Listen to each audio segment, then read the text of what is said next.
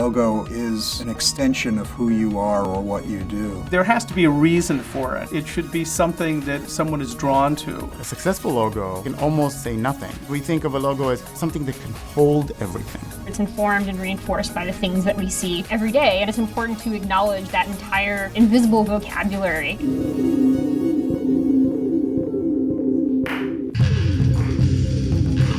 Logos go back to deep antiquity. It was a single image of something that was used as an expression of the individual. They represented a thought, an idea, or even a product, perhaps.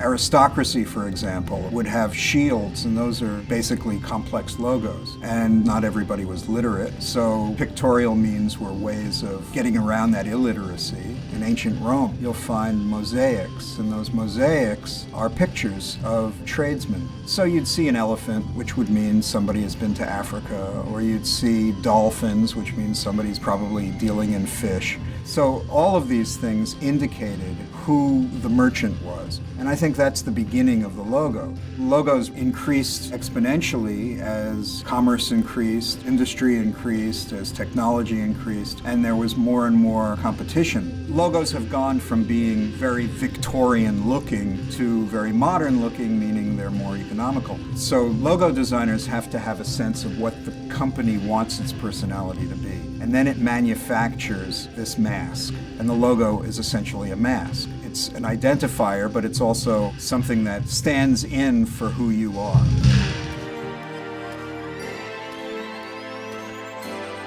A great logo is memorable, it's appropriate to the brand, and it's simple so it can work everywhere and look the same in every situation. So the first thing is simplicity, and in today's media realities, it means if it could be as tiny as 16 by 16 pixels to work as a fave icon. And for big signs on the sides of buildings, that's tremendous. The second thing is that it would be appropriate in the character and the feeling. If you look at the Smithsonian Sun and you say, is that appropriate for an institution that has all these different galleries and museums? And then you start thinking, okay, does it look too corporate? No, it doesn't. Does it look too commercial? No, it doesn't. That is kind of what we ask ourselves when we look at a mark and say, is this right for them?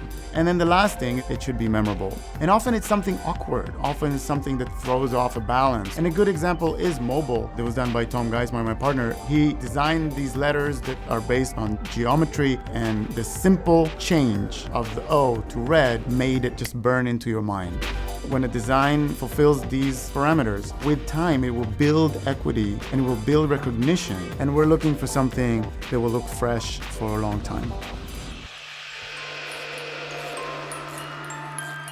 Logo design is not like math. 1 + 1 = 2, but blue plus square, you don't know what it's going to equal until you get in there and start doing it.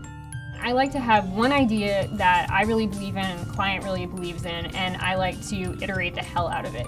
For example, in the Off-Book project, we probably ended up making 40 different versions of the logo before we ended up with the final set. Starting out, I took all these little pieces of paper and I printed the words Off-Book on it and just folded it into different shapes. It was interesting because you have this very ordered system of type that's always in a grid, but then where you had the bend in the paper, it was this interesting little interruption.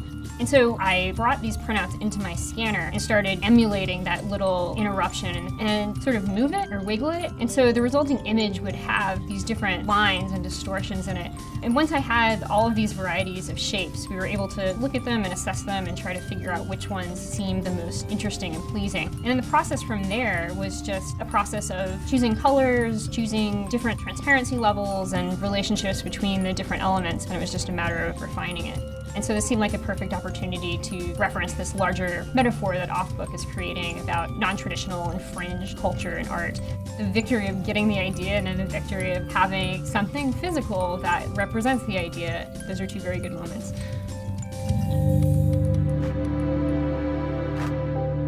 Logo design should be timeless. The classic thing is Coca-Cola. We know that script, and that script really came out of the 1890s, but it's such a part of our culture that it probably always will be contemporary. Back in 1975, I took Gutenberg Bible lettering and made it look like a car mark, put a bevel on it, and it looked very sinister with an Alma I'd done for Blue Oyster Cult. So when I was asked to do the AC/DC logo, one of the versions I came up with was based on that Blue Oyster Cult lettering. And it kind of became the cliche for the heavy metal thing. When I use the word cliche, I'm really thinking of it more in terms of appropriateness. It could be just the obvious that is just the right thing. There's nothing wrong with that. Now it just is part of our culture. If a logo has been working and is recognizable and a company has spent millions of dollars to promote it, there's probably very little reason to redesign that logo. It is a fashion business. There are styles that change and typography that changes and images that change. But what you want is you want your audience to see this and it will remind you of that entity.